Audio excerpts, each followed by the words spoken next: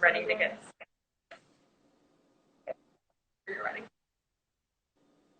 Monadnock Youth Coalition's live series called Uncomfortable Topics with You. I'm a ninth grader at Keene High School.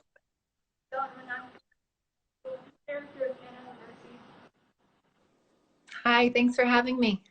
Anna, can you introduce yourself to us? Yes, so my name is Anna, and I use she, her pronouns, and I'm a counselor at Monadnock Family Services here in Keene. And that means I meet with young kids, with teenagers, with families to work on whatever problems or challenges are coming up for them and work towards some solutions or feeling a little bit better. Thanks. A question for you. The Chris did not want to go outside. Yes, so I'm having a little bit of a hard time hearing you guys, but I think you just asked if it was okay to not want to go outside your comfort zone. Is that right? Awesome. So my answer to that is yes, and here's what I mean by that. When I think about your comfort zone, I kind of think of it in 3 layers. So here in the middle, I'm in my comfort zone. I might be feeling pretty safe and calm. I'm sort of in my routines, maybe a little bored. I'm feeling good. That's my comfort zone. And then right outside of that, I think of my growth zone. And that's where I might be a little bit nervous or anxious and where I might step into if I'm leaving my comfort zone. And then outside of that is the panic zone, if something's just too scary or overwhelming. So when I think about it that way, I think the comfort zone gets a lot of hate sometimes, but I think it's actually a really important zone to be in because we do feel safe and we do feel calm there. And that's really important. Life is stressful and it's always okay to decide that you want to stay in your comfort zone on something. So I think it's definitely okay to stay there.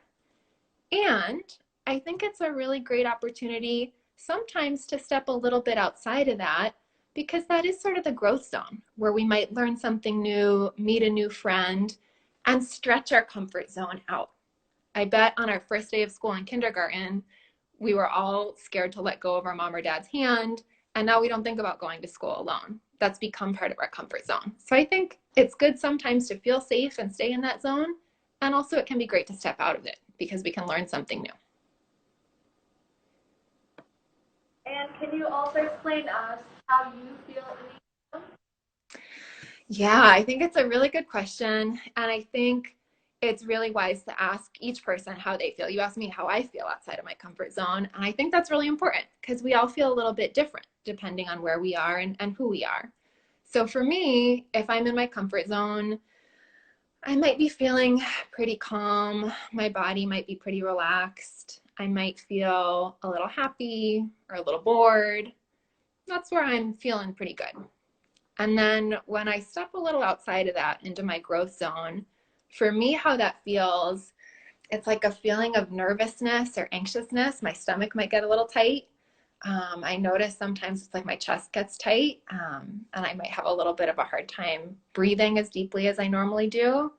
And then if I go past that to the panic zone, I'm a shaker. Sometimes I get the shakes. I might get sweaty palms, and that's when things are just overwhelming. So that's how it feels for me when I move through those zones.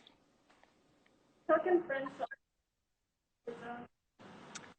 How can friends help people move out of their comfort zones? Another really good question. I'll be curious if you guys have ever helped a friend move out of their comfort zone to get whatever ideas you might have and what you've done to help friends.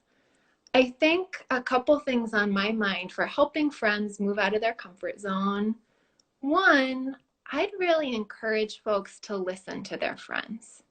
I think we could all use a really good listening to. Sort of ask them and see, how are you feeling? What are you hoping to do? What are you hoping to accomplish? Are you feeling scared? And let your friend know that you're listening. I think that can feel really important and reassuring to a friend stepping out of their comfort zone to get a good listening. I think another thing that can be helpful is to help build them up, to remind them that they're great and that you know that they can do it. Another thing might be going with them. Maybe if getting out of their comfort zone is trying out for a team or going to a club, being a supporter and going along with them can be great.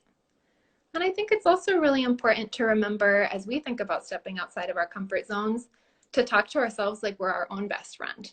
It can be really scary to get out of our comfort zone because you might not make it. You might have an awkward moment. Things might turn out not how you'd hoped. That's happened for all of us. And so to talk to yourself like you would your own best friend, build yourself up, remind yourself that you can do it, and be kind to yourself if it doesn't work out the way you'd hoped. So those are all things that I would recommend. I'm curious for you two, have you guys ever helped a friend get out of their comfort zone? And what did that look like if you did? Yeah, totally. I sometimes do help when they need it. Like I helped Stella. Yeah, I helped Stella go ask her some questions if she's too uncomfortable doing it by herself. Got it. Got it. I'm hearing you say that you like go along with each other. If someone wants to ask a question or do something new, you might check in with each other and go along to support each other. Did I hear that right? Yeah, I think that's a great thing to do. So thank you so much, Anna. And if you guys have any questions right now, you can put it in the chat. Remember that you're always looking for.